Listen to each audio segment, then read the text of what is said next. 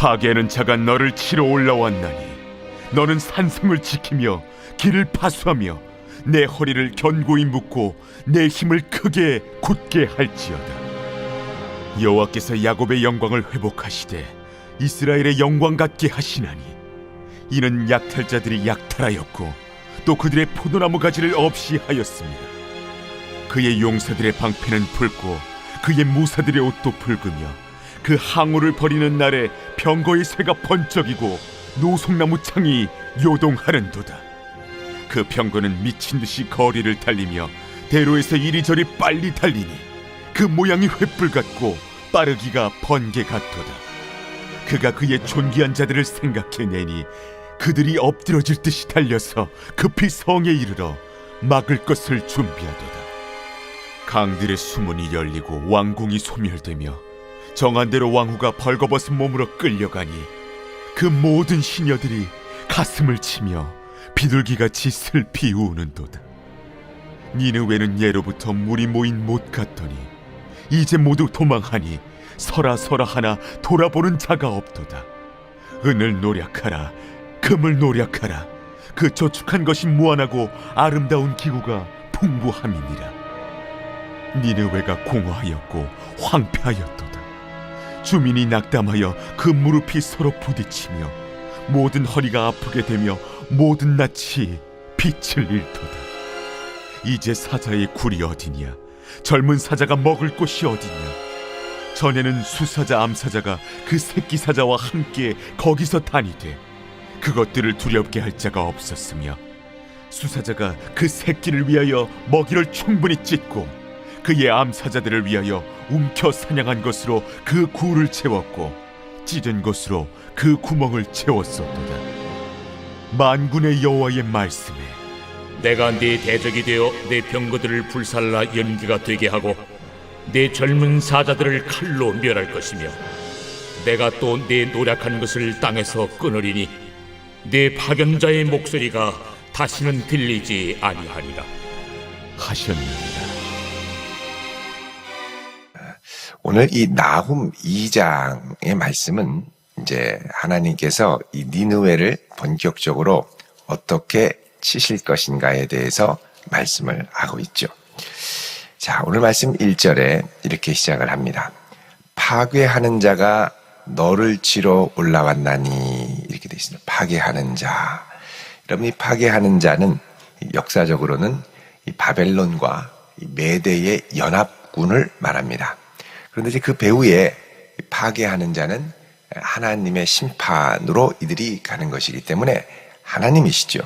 여기 이제 파괴한다 그러면 그냥 좀 부정적인 이미지가 많이 있는데, 이제 원래 이 원문의 의미를 살려서 이야기를 하면 파괴하는 자가 아니라 요거는 흩어버리는 자입니다. 직역을 하면 그러니까 하나님의 심판은 뭐냐? 이들이 노력과 애를 써서 자기의 힘을 모으고 사람을 모으고, 여러분 이 성읍이라는 것 자체가 모으는 곳입니다. 힘을 모으고 군사력을 모으고 무기를 모으고 연합하는 세력들을 모으고, 특별히 이 니느웨 같은 경우는 아주 기가 막힌 곳이었죠. 여기 그 니느웨를 오늘 이제 표현하는 이제 두 가지 표현이 있는데요. 8절에는 이렇게 시작을 합니다. 니느웨는 예로부터 물이 모인 못과 같다. 물이 모인 연못. 그래서 여러분 그 니느웨는 지난번에 어제 말씀드린 것처럼 이 티그리스 강의 지류에 이 코시에르라고 하는 이 강이 있는데, 이 강이 니느웨 전체를 이렇게 빙 둘러서 있습니다. 그리고 이제 니느웨는 그 성 주변에 해자라고 하죠. 해자, 연못. 일본에도 이 도쿄에 가면 이 천황이 사는 곳에 해자가 깊이 이렇게 좌우로 파여 있지 않습니까? 깊이. 그래서 이 니느웨 사방을 둘러싼 해자가 깊이 이렇게 파여 있죠. 그래서 천혜의 요소, 물이 모인 못. 그래서 아무도 쉽게 침범할 수 없는 이곳이죠. 게다가 여기가 이제 11절에 보면 사자의 굴이 어디냐 이렇게 얘기하죠. 아주 난공불락에 강한 이 천혜의 요새와 같아서 여기를 뭐라 그러냐? 사자의 굴과 같다 이렇게 얘기를 합니다. 그래서 이렇게 강력한 이곳에서 니느웨는 온 세상에 불을 모으고 힘을 모으고 군사력을 모으고 모아서 이렇게 집결한 거죠. 사람의 힘으로 집결. 여러분, 사람이 이렇게 연대하고 집결하고 모아놓고 쌓아놓고 축적을 해놓으면 이 축적의 세월도 많이 걸립니다만 이 축적하는 것을 통하여 인류의 문명의 발전을 하죠. 축적을 통해서 힘을 기르게 되고 축적을 통해서 이전에 못했던 정복과 더 큰 인류의 역사에 일반적으로 갈 수 있는 한 단계를 점프하게 됩니다. 그래서 축적의 역사가 중요하죠. 이런 축적의 잠재력을 갖고 있던 곳이 니느웨였는데 하나님께서는 어떻게 하느냐? 이들이 축적해서 모아놨던 것을 흩어버리는 거죠. 흩어버리고 물질도 모았는데 흩어버리고 사람도 내가 모았는데 흩어버리고 사람이 모이고 축적하면 힘이 있고 자신감이 생기는 것 같은데 결국은 흩어버리게 되죠. 하나님은 흩어버리시네. 그래서 여러분, 이게 창조의 원리와 아주 비슷합니다. 하나님의 창조는 뭐냐? 창조 이전에 온 세상이 혼돈과 공허 가운데 있었죠. 혼돈과 공허 가운데 흩어져 있던 것을 하나님이 질서와 의미를 지으시고 모으시죠. 하나님의 창조는 흩어져 있는 물을 한 곳으로 모으고 묻이 드러나게 하시고 빛을 모으시고 어둠을 나누시고, 그래서 하나님은 질서 지움 또 이제 혼돈을 한 곳으로 정리하시는 그런 역사가 하나님 창조의 손길이죠. 사람도 이런 하나님의 창조의 이 형상을 본받아서 모으려고 합니다. 구획을 나누고. 근데 문제는 뭐냐? 이것이 나의 이기적인 욕망과 욕심을 위한 쌓아두는 거죠. 축적인 것이죠. 이 사람이 축적하고 나서가 중요합니다. 이 축적한 걸 어떻게 쓰느냐? 무엇을 위해 쓰느냐? 이걸 통하여 하나님의 영광이 과연 드러나느냐? 나만을 위한 축적이냐? 니느웨는 자신만을 위한 축적을 위해서 온 세상을 아주 초토화시키고 아주 고통 가운데 있게 하고 급기야 하나님의 백성 북이스라엘을 멸망시키고 유다도 지금 호시탐탐 노리는 이 상황이 되어 있죠.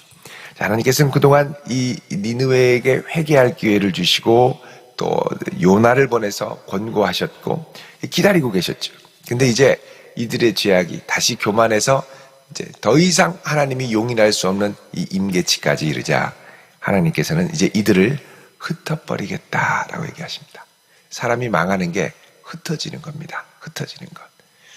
그래서 파괴하는 자가 너를 치러 올라왔나니, 자, 흩어버리는 자가 올라왔습니다. 너는 산성을 지키며 길을 파수하며. 여러분, 이 산성은 니느웨의 아주 자부심이었죠. 자부심. 니느웨 성은 난공불락의 성, 사자의 골, 천혜의 연못, 이렇게 돼 있었습니다.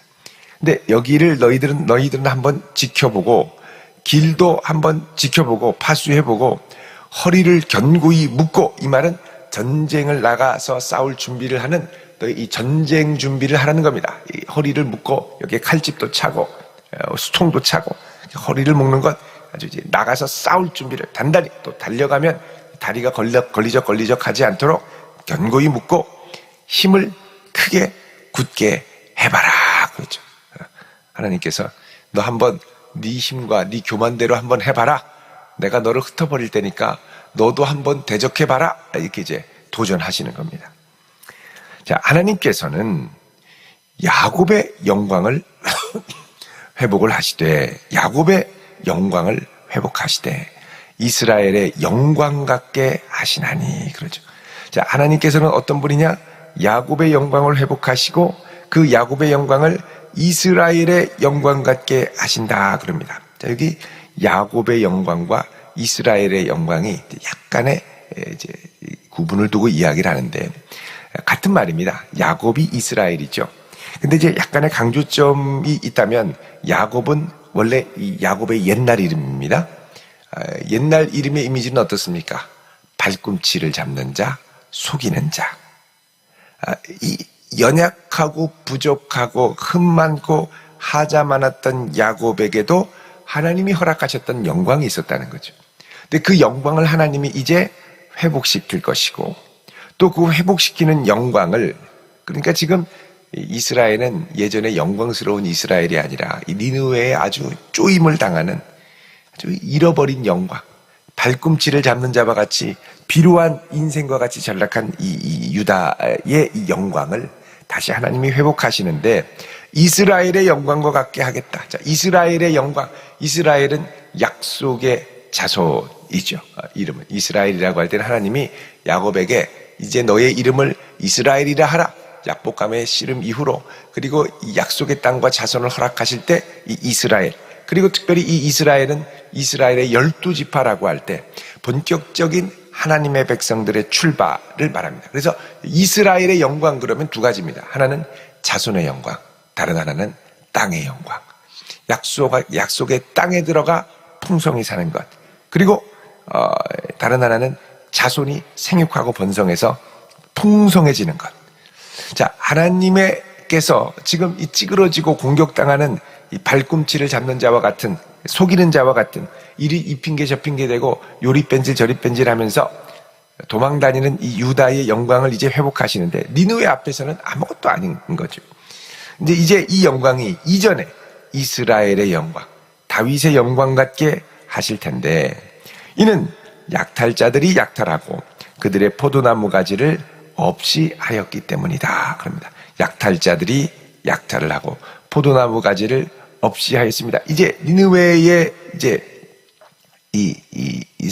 들어가는 공격하는 이들을 이제 니느웨를 약탈하고 포도나무 그 안에 있는 많은 풍요로운 이런 것들을 다 제거 한다는 것입니다. 그러니까 여기 이 약탈자, 여기서는 이스라엘의 영광에 관한 거죠. 예. 제가 조금 전에 요거를 이제 좀 헷갈리게 말씀드렸는데, 이 약탈자는 이스라엘의 하나님의 허락하신 풍성한 이 풍요로움을 약탈하고 유다의 허락하신 포도나무 가지를 제거하며 공격을 했던, 이게 이제 뭘 말하냐면 역사적으로는 니느웨의 사네립 왕의 침공을 말합니다. 사네립이 자꾸 유다를 괴롭히니까 하나님이 내가 너희를 흩어버리고 야곱의 영광을 회복하고 이스라엘의 원래 영광을 회복할 것이다. 왜? 약탈자들, 이게 바로 이 니느웨죠. 니느웨들이 약탈하고 유다의 포도나무 가지를 없이 했기 때문이다. 그러죠. 자, 이들이 공격을 할 때 방패는 붉고 그의 무사들의 옷도 붉고 항오를 벌이는 날에 병거의 쇠가 번쩍이고 노송나무 창이 요동하도다. 그러죠. 자, 이 용사들의 방패, 불다라는 건 공포심을 불러일으키게 방패를 이렇게 붉은색으로 칠한 것 같습니다. 자, 무사들의 옷도 붉고 항오를 벌이는 날에 병거의 새가 번쩍번쩍하고 노송나무 창, 노송나무로 만든 단단한 창이 요동한다는 건 물결친다는 것. 이 창을 갖고 공격해서 오니까 흔들린다는 거죠. 자, 이제 여기서 이 용사들은 니느웨를 치는 대적들이 들어오는 것을 말합니다.